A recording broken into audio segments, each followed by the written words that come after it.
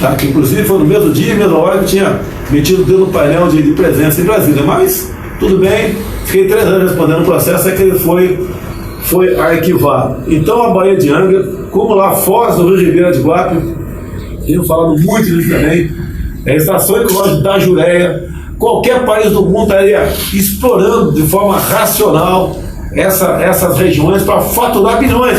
Paulo Guedes fala tanto dinheiro, né, Paulo? Economia é importante, mas se puder entrar dinheiro dessa forma, seria bem-vindo. As leis no Brasil, às vezes, destroem recursos. Por que falávamos isso aqui na Argentina? Por que um país tão rico em recursos naturais, que foi a 6ª maior economia do mundo, é hoje um país empobrecido? Por que o Brasil também, que foi a economia que mais cresceu durante décadas no mundo, mais do que Japão, mais do que China, mais do que Coreia, por que o Brasil também parou de crescer? Quando nós vamos ver, são leis inadequadas. Agora mesmo, para vender, a Petrobras poder vender uma subsidiária, mobiliza a Suprema Corte, trava tudo, interrompe uma venda no meio. Quer dizer, então é uma preferência pelo empobrecimento. O Brasil, em vez de avançar, em vez de extrair seus recursos, se desenvolver e preservando também, é perfeitamente possível explorar economicamente, preservando os recursos naturais. Economicamente é possível fazer isso. Mas nós, que somos possivelmente a 2ª maior economia do mundo em recursos naturais, acabamos empobrecidos porque somos a 100ª, 30ª como ambiente de negócios. Nós temos uma preferência pela pobreza, temos uma hostilidade aos empregos, aos investimentos e a melhorar a qualidade de vida do povo brasileiro. É difícil ser patrão no Brasil. Pela sua equipe, transmite ao presidente da República essa arrancada de governo, e isso é um recado também para os abutres. Um abraço.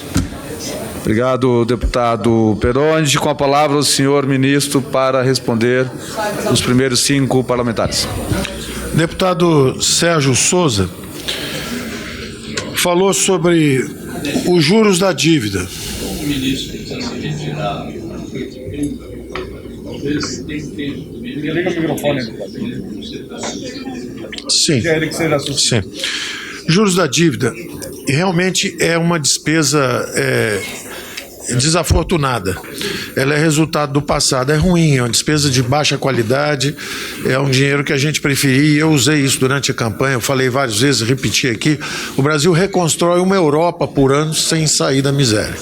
Quer dizer, o que os europeus fizeram em 8 anos, que foi o Plano Marshall, para reconstruir a Europa, nós gastamos todo ano com pagamento de juros de dívida. Agora, você tem que lembrar o seguinte, o que é juros da dívida?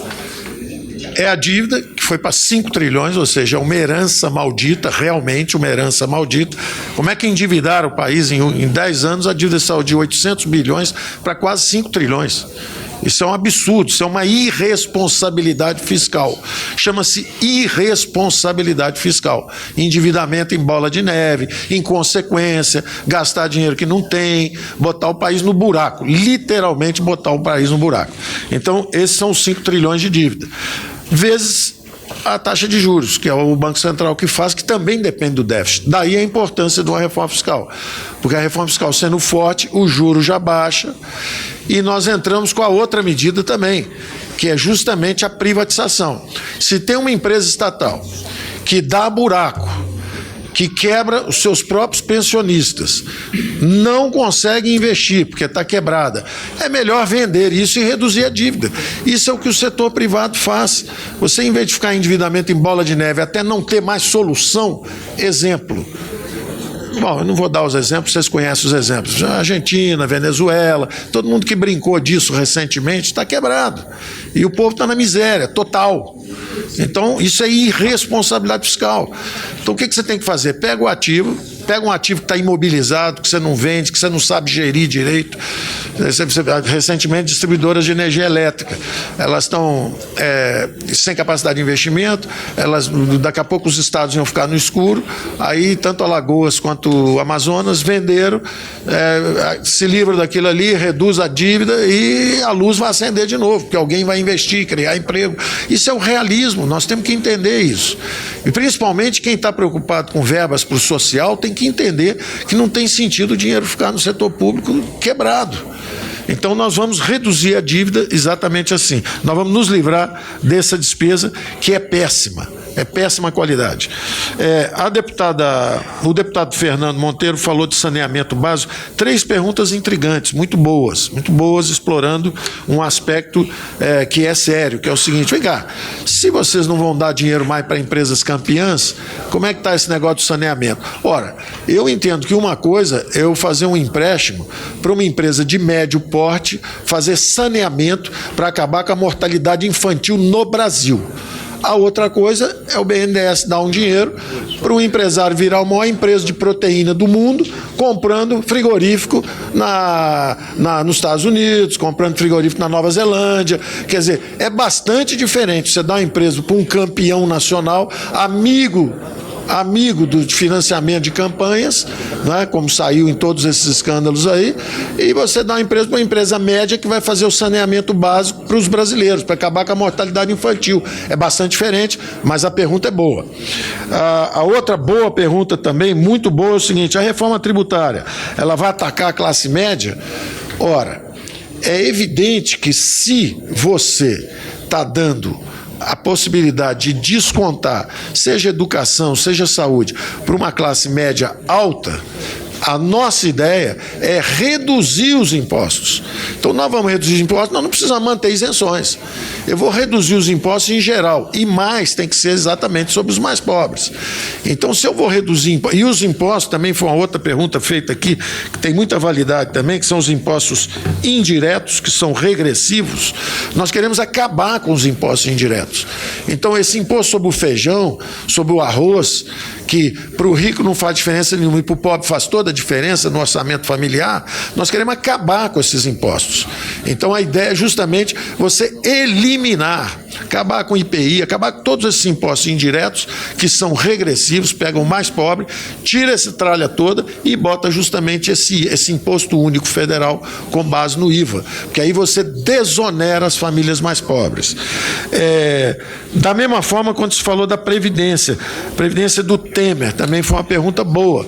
Se eu andei aqui em Brasília em novembro, dezembro, tentando fazer algum acerto, qualquer reforma que fosse, por que agora pedir algo maior? Ora, a minha conversa com o final do governo Temer, a minha conversa no final do governo Temer foi uma conversa infraconstitucional. Eram os mesmos técnicos, era Rolim, eram as mesmas pessoas que têm profundo conhecimento. Então, sempre, toda vez que tem essa reforma da Previdência, tem técnicos que conhecem isso profundamente. São quadros extraordinários que estão aqui em Brasília. Isso aí não é uma maquinação de 2 banqueiros em São Paulo, mais um banqueiro no Rio de Janeiro. Não tem nada disso. É a turma daqui mesmo. É o que a Dilma já fez antes, é o que o Lula já fez antes também, quando defendeu a reforma da Previdência. Está aqui mesmo. É aqui mesmo, é feito aqui mesmo, é fabricação local. Nós só tentamos justamente dar um salto para o futuro e falar, em vez de ficar fazendo esses pequenos remendos, porque está condenada essa Previdência, esse sistema está condenado. Ele está condenado pela demografia perversa. Então nós precisamos libertar gerações futuras e esse sistema, se a gente reduzir as desigualdades, reduzir os privilégios bastante, aí ele tem 15, 20, 30 anos de vida ainda e dá tempo do Brasil crescer e fazer uma solução diferente, que é o que vai acontecer lá na frente. Eu, quando for responder uma outra pergunta lá, eu vou dizer. Então, a resposta o Temer a 600 milhões estava bom, e essa aí, a reforma que eu tentei fazer no final, eu nem tentei fazer, quem era eu para fazer?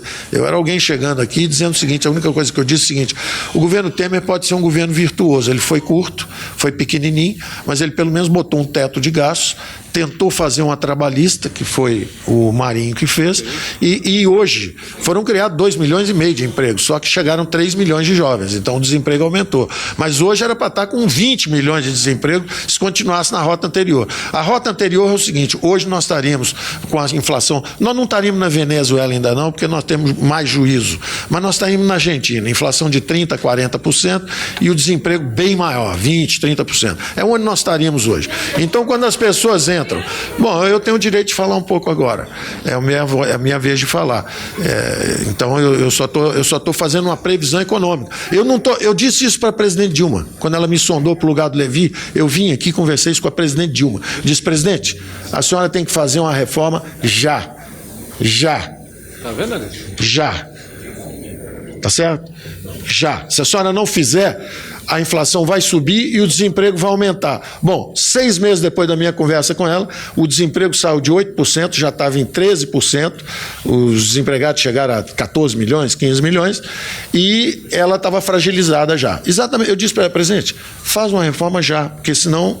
Eu não imaginei que ela fosse sofrer impeachment. Eu imaginei que ela fosse acabar muito mal o governo e o Brasil, como está a Argentina hoje. Inflação de 20, 30 e um desemprego maciço. Essa foi a minha conversa com a maior franqueza. Fui embora, nunca tive com ela antes, nunca tive depois. Conversa super respeitosa, onde eu disse a ela o que eu achava que ia acontecer. Bom, Enio, deputado Enio, eu estava no dia 8 de maio na comissão da Previdência, por isso que eu não estava aqui.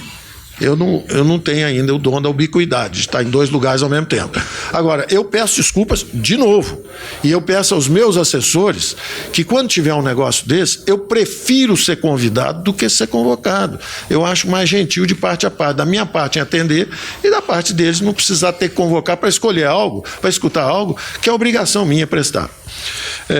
Então, quanto aos custos de transição e como é que se explica essa reforma possível, o custo de transição é o seguinte: todos esses cálculos que são levados aos senhores, eles calculam custos de transição em cima de todo o regime. Se todos os 70 milhões de brasileiros que estão no regime geral e 1,4 milhões que estão no regime especial, se pegar esses 72 milhões e 0,5 brasileiros e todo mundo puder fazer a transição para o novo regime, 1, 2, 3 vezes o PIB. Mas não é essa a nossa proposta. A nossa proposta é criar um regime só para jovens, no seu primeiro emprego.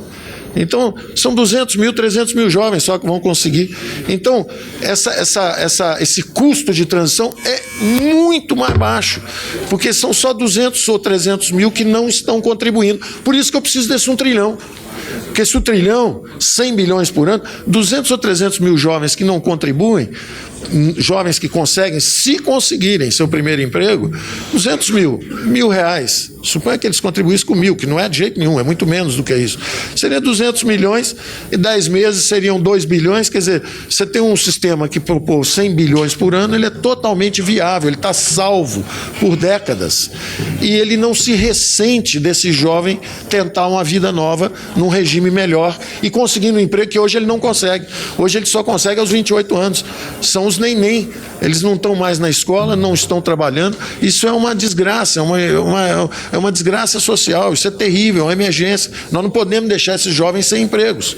Então, só para explicar que esse custo de transição ele está superestimado, porque ele supõe que todo mundo pode ir para o regime novo. O regime novo não é para todo mundo, é só para os jovens que chegarem.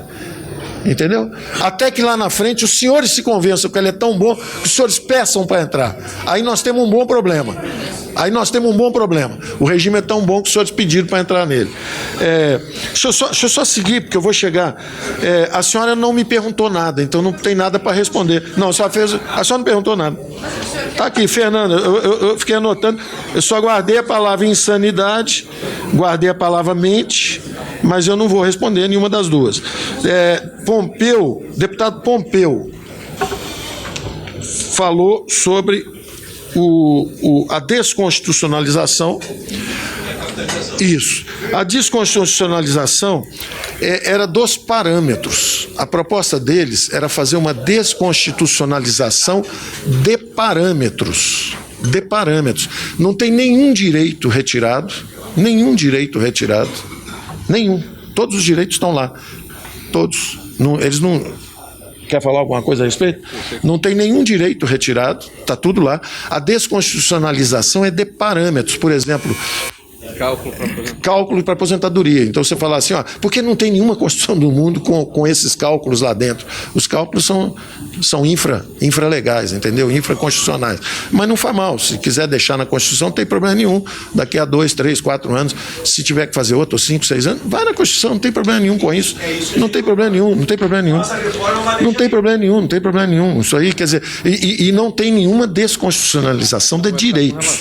Não tem. Agora, sinceramente, a conversa é com o relator. Nós já apresentamos, nós achamos que facilitaríamos ajustes, se quiserem fazer para mais ou para menos.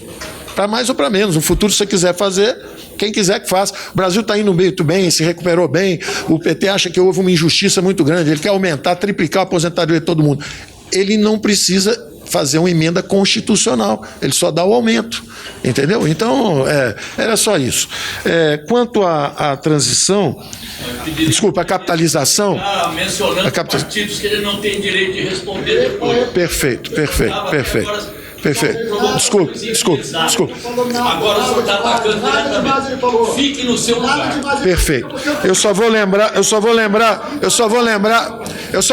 Pessoal, vamos manter a ordem. Eu só vou lembrar que